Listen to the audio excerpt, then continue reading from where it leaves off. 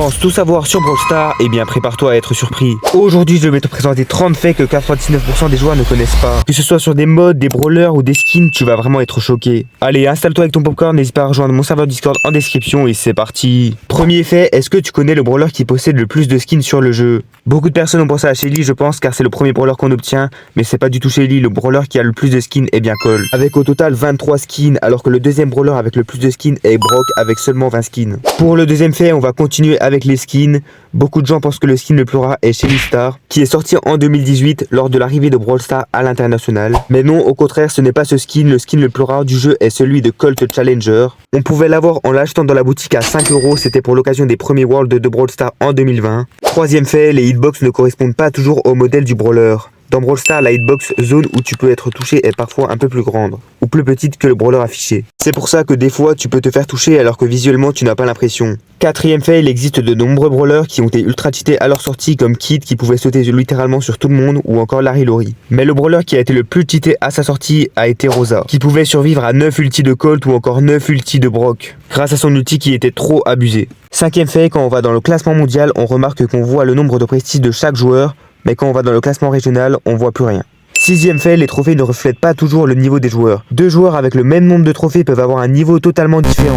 Par exemple, Symantec, l'un des meilleurs joueurs mondiaux qui participe au World chaque année dans sa structure Humble, a seulement 20 000 trophées. Et il pulvérise la plupart des joueurs, même Irak qui a 200 000 trophées. Ce qui représente plus le niveau, ce n'est pas les trophées mais la classée. Septième fait, est-ce que tu savais qu'il existe des skins pay to win? Hank en fait partie, il possède 2 skins pay to win dans le jeu qui permettent de cacher ses alliés avec les bulles alors que son skin de base, on voit à travers les bulles. Huitième fait, il existe un brawler où tu peux mourir et garder tes gemmes. Non, c'est même pas une blague. Pour le faire, il faut prendre Shade et quand vous avez les 10 gemmes, vous devez sortir de la map avec. Et quand vous allez mourir, vous allez respawn avec les gemmes. Mais au final, vous aurez vos 10 gemmes, mais votre compteur sera à 0. Neuvième fait, ça va être assez rapide quand vous allez dans la caverne d'entraînement. En haut à droite, vous allez voir votre nombre de dégâts par seconde. Dixième fait, les pros et amateurs découvrent des nouvelles mécaniques, astuces constamment sur le jeu. Récemment, Drage, un joueur pro, nous a fait découvrir une astuce avec Eve dans la map, découvert en hors-jeu. Au lieu de mettre ton ulti en bas, mets-le sur la plaque qui va envoyer ton ulti en l'air. Comme ça, dès que les larves vont spawn, ils vont aller directement sur les ennemis. Onzième fait, le matchmaking ne regarde pas toujours ton vrai niveau. Le matchmaking se base surtout sur tes trophées et en particulier celui du brawler que tu joues. Il ne compare pas le skill réel, ce qui explique pourquoi certaines parties semblent injouables car le niveau est trop déséquilibré. Douzième fait, est-ce que tu savais qu'il existe un mode qui pouvait te rapporter 28 trophées en une seule game? Il s'agit du survivant plus. Si on fait un calcul, une victoire à 10 trophées, 2 trophées par kill, donc si tu faisais 9 kills, 18 trophées, plus 5 trophées avec la série de victoires au max, ça fait un total de 28 trophées, c'est vraiment dingue. 13e fait, certains brawlers possèdent une traînée quand ils avancent, par exemple c'est le cas de Stu. 14e fait, on a déjà parlé des skins pay to win, mais on va parler des skins pay to lose, donc si tu les achètes, tu auras un désavantage en game, comparé à d'autres skins du brawler. C'est le cas de Léon Garou, un skin mythique qui coûte 199 gemmes,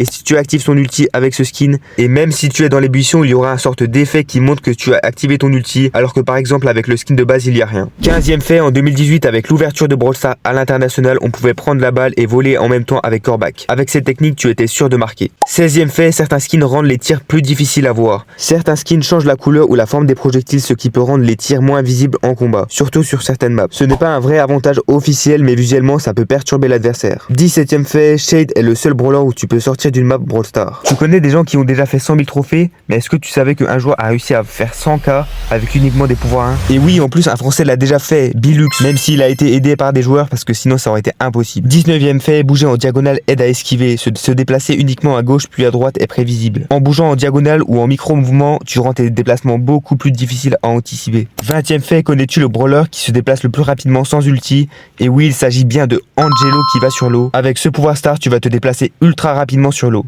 21e fait, au début tu penses peut-être qu'il y avait les star power et les gadgets, mais non, tout ça s'est fait petit à petit. Au début on a eu l'introduction des gadgets au nombre de 3 par game. Puis après l'arrivée des Star Power, puis l'arrivée d'un nouveau bouton d'hypercharge, et enfin la refonte des gadgets et aussi l'introduction des buffies. 22e fait, pour ce tips, il est vraiment spécial car normalement on ne peut pas attaquer à travers les murs, à part avec un lanceur, mais là avec le super de buzz, tu peux stun quelqu'un même s'il y a un mur. 23e fait, les Brawl Pass n'ont pas toujours été payants en euros, au début on pouvait les payer en gemmes, en plus à chaque fois tu en récupérais dans le Brawl Pass, du coup tu pouvais enchaîner et les payer à chaque fois gratuitement. Mais à partir de la saison 3, ils ont décidé de l'enlever. 24e fait, est-ce que vous connaissez l'emote la plus exclusive de Brawl Stars? Vous avez peut-être pensé à l'emote Machorino qui est assez rare. Mais non, l'emote la plus rare est bien l'emote gagnée chaque année par les 3 meilleurs joueurs mondiaux. Et cette année, c'était Crazy Raccoon. 25e fait, savais-tu qu'il existe une astuce pour pouvoir créer une map en plus dans la création de cartes? De base, tu peux en créer que 5, mais si tu en publies une, tu peux en recréer une nouvelle. 26e fait, il existe une sorte de limite d'amis sur Brawl Stars. Plus tu as d'amis, plus ton jeu va bugger, du coup ça sera infernal pour toi. Donc ce n'est pas vraiment une limite d'amis, mais c'est intéressant à savoir. 27e fait, il existe un onglet où tu peux regarder des games Brawl Stars, c'est la TV Brawl. Pour y accéder, il te suffit d'aller dans l'onglet en haut à droite, puis cliquer sur la TV Brawl. Et après tu pourras regarder des games à 1000 trophées en direct. 28e fait, certains gadgets ont littéralement changé de fonctionnalité sur certains brawlers. C'est le cas de Surge. De base son gadget lui permettait de se téléporter, mais il a été considéré comme trop fort, donc ils ont décidé de changer sa fonctionnalité. Et maintenant son gadget lui permet juste d'aller plus vite en passant du niveau 1 au niveau 2. 29e fait, il existe 2 brawlers qui ont subi 17 nerfs chacun. Je sais pas si vous vous en rendez compte, mais c'est vraiment énorme, la moyenne est de 3 ou 4. Et les brawlers qui ont subi 17 nerfs est Corbac et Meg.